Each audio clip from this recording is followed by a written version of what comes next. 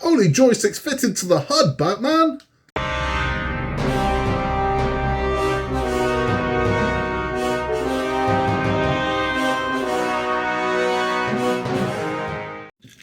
Hello there, Dark Knights, and welcome back to Hachette. The Build with the Boys presents the Batman Tumbler by Hachette. Detailing, that's what we're doing in this one. So even though this was called the joysticks in this issue is also called the joysticks. So we're adding more detailing to the HUD, and then eventually we're going to attach it to the floor of the cockpit. It looks like a fiddly one, this is what it looks like, to be honest with you. There's not loads of parts that come with this at all. There's very little parts come with this. Things you're going to need: sprue cutter. You're going to need a sprue cutter if you've got one. If not, a very, very, very fine and good pair of scissors. You are also going to need tweezers. This looks like a very tweezer-centric issue. I can't see if it says glue. I can't see that it says that. If it does, I'll mention it, but I can't see anywhere that says glue. So these things hopefully are pushed to fit. If they're not, we'll glue them. I don't like using glue, but if we have to, we will. So let's get this open. Let's have a look at it. At the end of this one, if you're sticking around for the batchat, we are talking about the casting of Catwoman in Batman Returns, which takes a really weird turn. But we'll go more into that. Let's get this open. Let's get this built because Gotham needs us. Okay, let's move our HUD out of the way for now. Let's pop this one open. There really is not much in this one at all. I mean, very little. So there's that piece.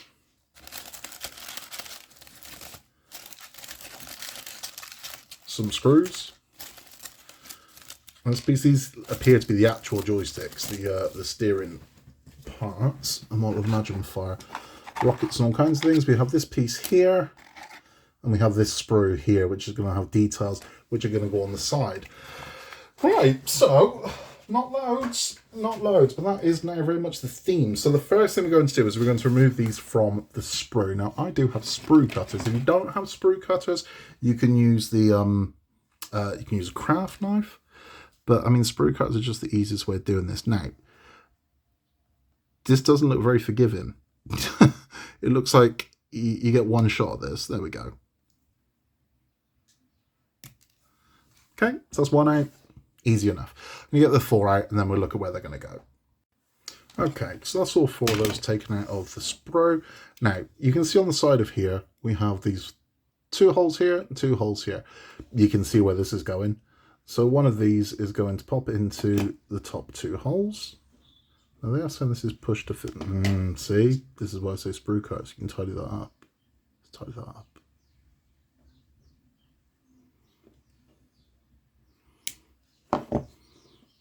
There we go. Right, so this should push to fit.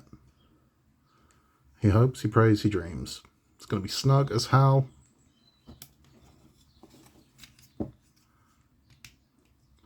That's one in there like that. So that's your first one in. I'm going to do the exact same thing with one more of these. Put that in there. Move this one over, line that one up. Put that one right down so nice and evil. There we go. Looks nice. I mean, it looks nice. I'll definitely give it that one needs pushing down more. It looks nice. It definitely has an impact, and it definitely gives some nice detail to this column here. I like that. We do the exact same thing on the other side. So we're going to take one of these, put this one in here. That like so, and that like so. Right down, and right down. There we go. And then the other one.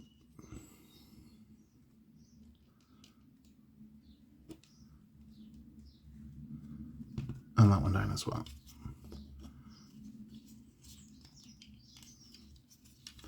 Now you've got to be careful not to push these too hard, because I could see these break in, and they gave you no spares.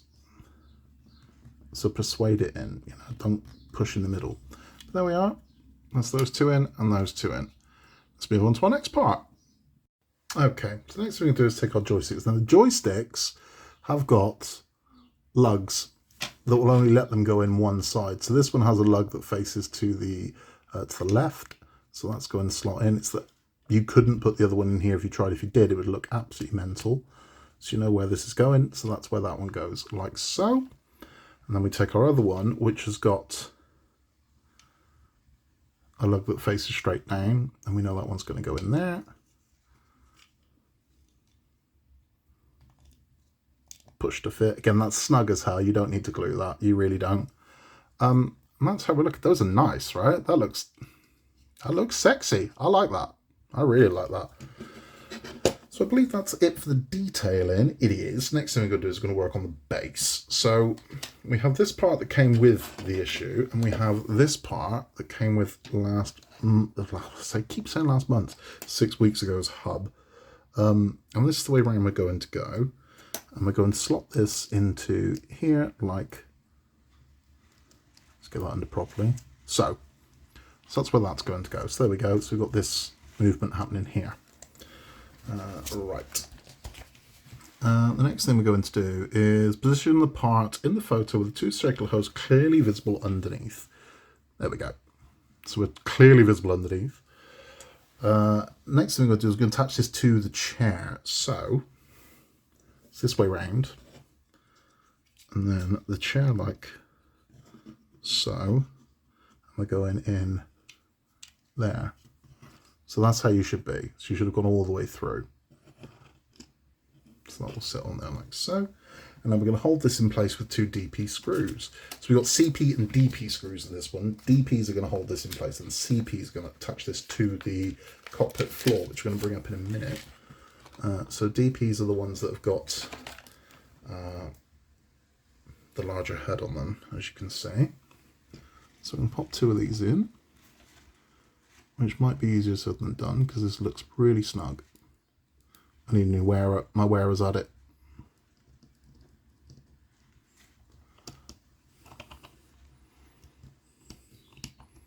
Yep, that wearer's at it. There we go. Alright, I really don't want to put over pressure on this.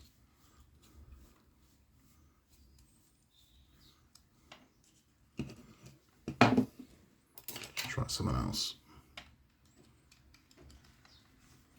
There we go. This is a snug screw. So that's good. We don't want to over tighten this because it's got to move. So that's one of those DPs in. Let's get the other. Second one in here. Yeah, the head of my wearer's had it, and I know what has done that. It is Infinity Gauntlet, but that's okay. I'll have to get a new one. I go through so many PH1s and PHOs, it's unbelievable. Bit more on that one.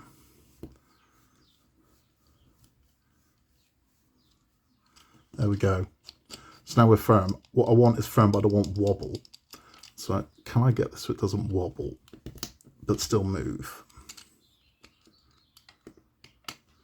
Because I'm aware that when they do these slide things, the side effect is bloody wobble. There's going to be wobble. There's just going to be. But that's where we are. So that is that done. The next thing to do is we're going to bring up the cockpit base and we're going to attach this to it. Okay, so here is our cockpit floor. Let's rotate this to make this a little bit easier. And this is going to slot in to this hole here and this hole here. So we're looking there. And that's down. Hopefully this will just find its way. There we go. So that's found its way. We are going to hold this in with two of the CP screws. So let's get those. Place the heads-up display correctly on the cockpit floor as shown in the picture. That's how you should be looking at this point. There's two holes underneath it. It lines up pretty nicely. So there shouldn't be any issue. We're going to flip this over, and that thing's never going to play ball and stay in place. And then we're going to pop in two of the CP screws to hold it. I'm hoping these are a decent size screw and not they're all right. Let's see if we can do this without losing where we are. That wasn't so bad. Right, so we're going to pop one in here first.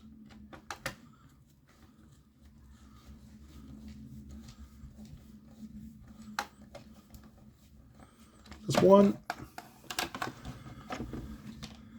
Hold that there. We're going to get our second one in. It looks weird. I mean, this is the thing. I mean, this isn't a normal car. Normally we have a, you know, steering wheel going through the dash and holding it all in place, but that is not what we've got this time. So it does look a little unusual.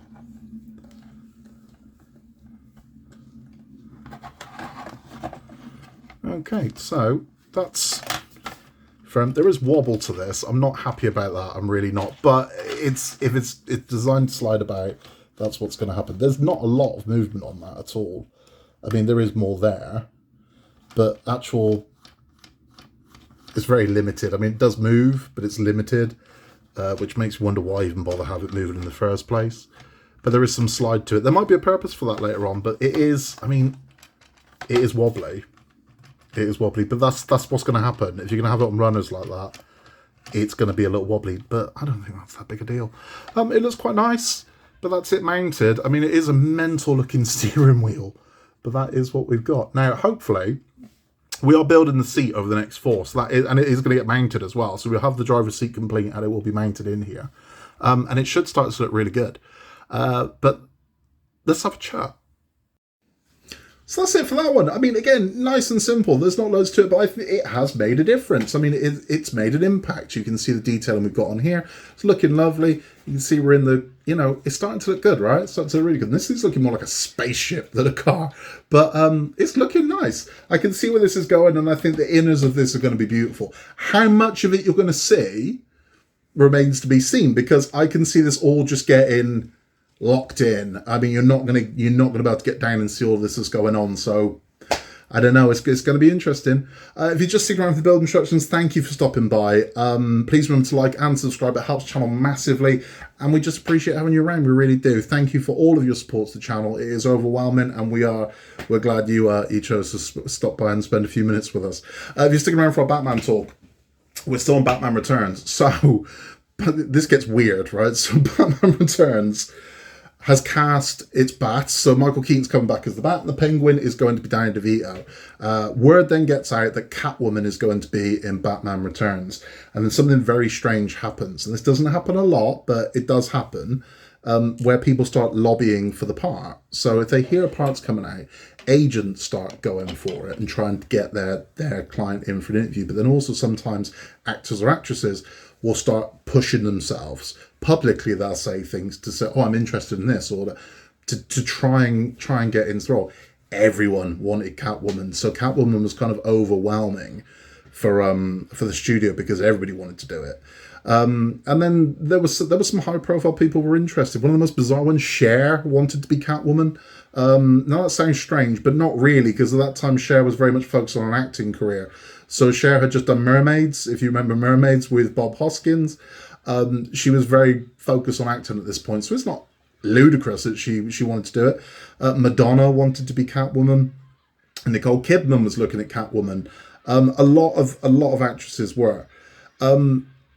But Annette Bening was cast as Catwoman. So Annette Bening got the job, and she was Catwoman. That was what was going to happen. It was announced Annette Bening will be playing Catwoman.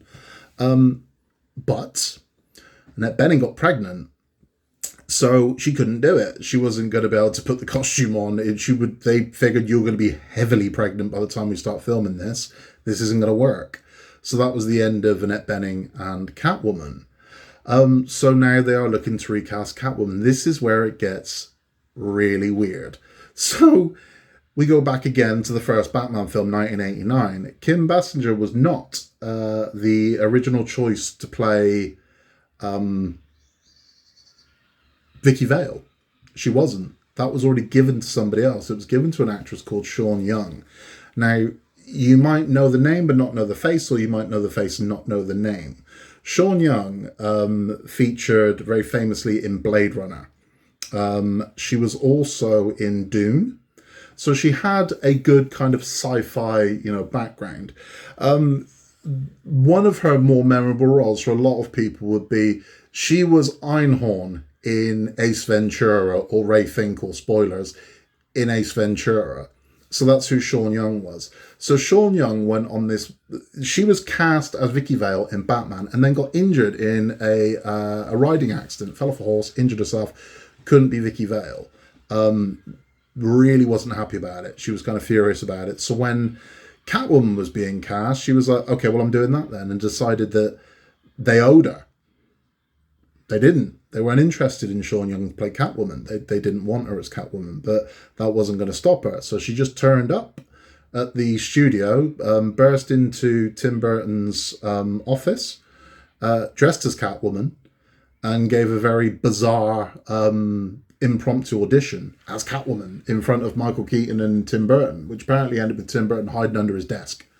And off she went. And they were like, okay, that was weird.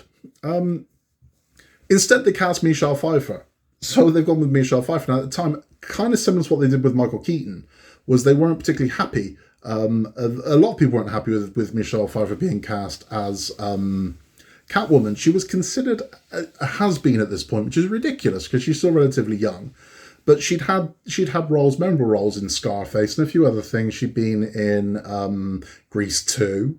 But they were like, I think this is a push for her. They just saw her as a pretty face. She's not an actress. How wrong they were, because she was fantastic in it. But back to Sean Young. Sean Young ain't having it. So it's like, well, you're not Catwoman. Michelle Pfeiffer's Catwoman. Sean Young was like, no, I'm not having that. So it gets weird. She starts speaking out quite publicly about, I'm Catwoman. I'm the real Catwoman. And it's like, you all right, love? You all right there? I'm Catwoman. And it started getting a bit concerning. She released video. I mean, this is how long ago this was. It wasn't like when you take a clip of your mobile phone, you'd need someone following you with one of those video cameras. Video of her trying to get into Warner Brothers and being refused. There was video of her phoning Tim Burton and said, he won't take my calls. And she didn't mention that she'd already auditioned for it. She kept making out like she wanted to audition and they wouldn't audition her. It's not true. She did audition in that weird impromptu audition. And they were like, nah, we're good, thanks. That was weird. We don't want you. It then comes to a head when she goes on the Joan Rivers show in costume. So she goes on Joan Rivers' talk show in costume as Catwoman. And this is it. So she comes out in the garb and she's giving it the large, but she's delivering this really weird monologue, like it's something from 1966 Batman, like she didn't see the 89 movie. She's giving this very Julie Newmar-esque performance of how I should be the real Catwoman. And it's like, this is getting weird. Joan Rivers is kind of riffing on it, as Joan Rivers was. I mean, she had an acidic tongue, and she mentions about she was cast in the original Batman movie, just but I got injured. And then there's this kind of, she implies, well, what if somebody cut Michelle Pfeiffer's brakes? Maybe then I'd become Catwoman. It's like, that's quite sinister. And then there was talk of sending a bomb to Tim Burton's office, and then maybe I could defuse it. And if I don't, well, then I definitely don't get the part. And like, this is getting weird. This is getting really, really weird. And she wouldn't let go. So, I mean, even to this day, there's still rants by Sean Young about how she's Catwoman. It's like, you're all right, love. You're all right, Poppet. Shall we have a cup of tea and sit down a bit of a chat about what's going on? Because it's getting weird. So she wasn't cast as Catwoman, but the whole thing was very odd. I mean, very, very strange. Michelle Pfeiffer was cast as Catwoman, and now we've got our cast with the exception of one. So there's one more villain in this movie. They have shoehorned in so many villains. Why they felt the need to create a villain, and this is, again, perfect at Hollywood studio, the amount of villains that are available in Batman, why they feel the need, well, let's create ones. They create Max Schreck. So Christopher Walken is now in it as another villain, Max Schreck. And they shoehorn him in as well. And it's like, this is a bit much, but now we've got three villains. We've got Penguin, Catwoman, and some business guy no one cares about. But this is going to be our cast. Now, there are numerous rewrites happen, so no one's happy with the script. They're not. So Burton brings in his own people, changes the script completely. So we go from originally what it was going to be was it was going to be Penguin and Catwoman were going to be killing very high-profile Gothamites Batman was going to be trying to find out who it was, because they were looking for a secret treasure of the Gotham elite, which turned out to be in the Batcave. It was in Wayne Manor, so they were that's where it was going to end. It was going to end with a big fight in the Batcave. Doesn't. You can see from the end of Batman Returns, you can see the kind of, it's almost the Batcave, but it ain't the Batcave. So some of that echo still remains, but they changed a lot of it. So the first thing they do is Robin is gone, right? Out. No more Robin. We've got too many characters in this. We need to get rid of Robin, so Robin's gone. With the idea we're bringing back for the third one. They do plant little seeds. So originally one of the ideas was that Batman was going to focus on Harvey Dent. So Harvey Dent features in the 89 Batman by Billy D. Williams, and it was going to be Billy D. Williams in Batman Returns as Harvey Dent. Sadly, that never happened. We had to wait until Batman, the Lego movie, before Billy D got to play Two-Face. But we're now off to the races, so production is due to start.